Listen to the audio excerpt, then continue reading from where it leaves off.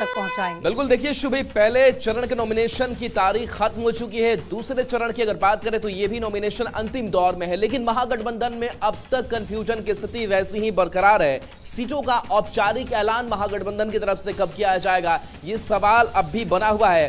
पहले चरण का नामांकन खत्म हो चुका है और दूसरे चरण का नामांकन भी अंतिम दौर में है, और ऐसे में सीटों की संख्या का अब तक खुलासा नहीं हुआ है। बिना फॉर्मूले के मैदान में प्रत्याशी लगातार महागठबंधन के घटक दलों की तरफ से उतारे जा रहे हैं, और आरजेडी कांग्रेस की सीट अब तक स्पष्ट नहीं है, लेकिन कुछ ऐसी सीटें सामने आ गई है जहां पर आरजेडी और कांग्रेस बिल्कुल आमने सामने है। कहीं पर जो वाम दल है और कांग्रेस है, वो आमने सामने की लड़ाई इस बार के चुनावी मैदान में लड़ रहे हैं।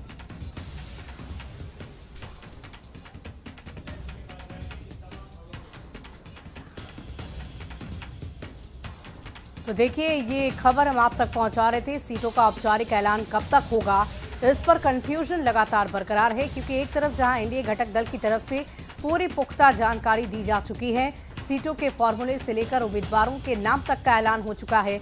दोनों ही फेज के उम्मीदवार अपना अपना नामांकन करना शुरू भी कर चुके हैं। पहले फेज का नामांकन तो खत्म भी हो गया, लेकिन इसी बीच महागठबंधन में अब तक कंफ्यूजन लगातार बरकरार है।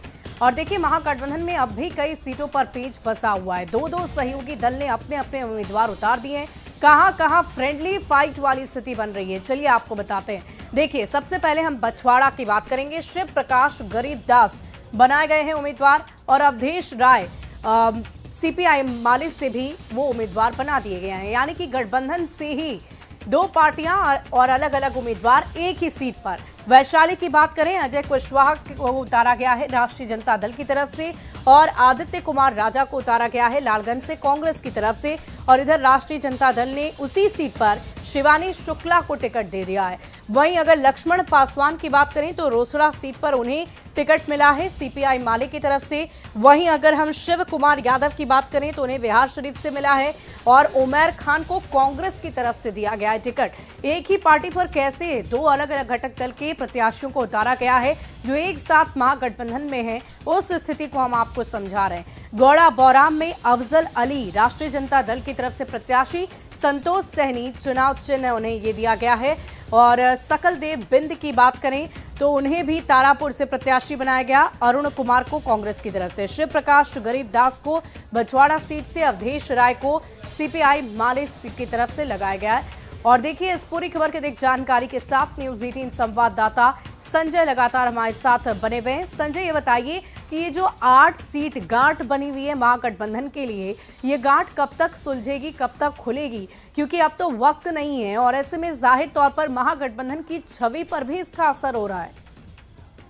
भी निश्चित तौर पर गांठ कब तक सुलझेगी ये तो महागठबंधन के नेता भी नहीं बता पा रहे हैं। और जो फर्स्ट फेज का नामांकन खत्म हुआ है कल, उसके बाद जो तस्वीर उभरी है उसमें साफ तौर पर यह पता चल रहा है कि किन सीटों पर आरजेडी और कांग्रेस आमने सामने है, किन सीटों पर सीपीआई और कांग्रेस आमने सामने। आपने सही सीटों की चर्चा की, पचवाड़ा हो, रोसड़ा हो, राजा फाकर हो, यहाँ सीपीआई और जो कांग्रेस के उम्मीदवार हैं वो आमने सामने हैं। कई सीटों पर आरजेडी और कांग्रेस के बीच फ्रेंडली फाइट की तस्वीर जो है वो सामने आ रही है। यानी कुल मिलाकर देखा जाए तो गठबंधन की राजनीति अजीबोगरीब तरीके से फंसती हुई नजर आ रही है। वाकई संजय, बहुत अजीबोगरीब स्थिति बनी हुई है, इसी की चर्चा हम बार बार कर रहे हैं। लेकिन अब हम आपसे ये भी जानना चाहेंगे कि आखिर महागठबंधन के पास अभी विकल्प क्या है? समय अब ज्यादा शेष रह नहीं गया है, तो ऐसे कैसे ये चुनावी रणभूमि में उतरेंगे और एनडीए जो एक मजबूत गठबंधन है उसका मुकाबला करेंगे? देखिए, बड़े नेता ये कह रहे हैं कि अभी नॉमिनेशन जो है वो किया गया, ये बात सही है, लेकिन नामांकन की वापसी की तारीख अभी बची हुई है। तो ऐसे में उम्मीद जताई जा रही है कि नामांकन की जब तारीख खत्म होने वाली होगी तब तक जो उम्मीदवार दूसरे हैं वो नाम वापस ले लेंगे और एक सहमति की स्थिति जो है वो बनकर सामने आएगी। ये दावे जरूर किए जा रहे हैं, लेकिन इस दावे में कितना दम है ये आने वाले दिनों में पता चलेगा। लेकिन संजय, स्थिति तो और भी ज्यादा भयानक हो जाएगी उस वक्त जब, अगर हम बात करें वापसी की, बात की जा रही है कि नामांकन वापस ले लिया जाएगा, तो जिन उम्मीदवारों का नामांकन वापस लिया जाएगा क्या वो अपनी नाराजगी खुलकर जाहिर नहीं करेंगे? जाहिर सी बात है, महागठबंधन की राजनीति फिलहाल उलझी हुई है, फंसी हुई नजर आ रही है। अब किस हद तक कन्विंस कर पाएंगे अपने कैंडिडेट को महागठबंधन के नेता, ये तो आने वाले दिनों में पता चलेगा। लेकिन स्थिति जो है वाकई में अजीबोगरीब बन गई है। कांग्रेस के असंतुष्ट नेता जो है उन्होंने आज पटना में प्रदेश अध्यक्ष राजेश राम और प्रभारी कृष्णा अलवड़ी के रवैये से नाराज होकर उन्होंने बैठक बुला ली। और सबसे एक दिलचस्प मामला दरभंगा के अलीनगर से आया है सुबी।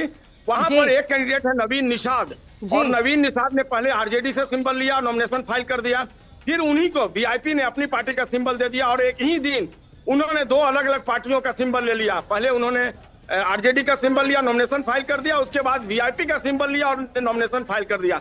न्यूज 18 से उनकी बातचीत हुई और पूछा न्यूज 18 ने कि आपने एक ही दिन दो अलग अलग पार्टियों का सिंबल ले लिया और नामांकन भी कर दिया, तो अब वो ये बता रहे हैं कि एक पार्टी का। चलिए संजय, आपसे बातचीत करूंगी।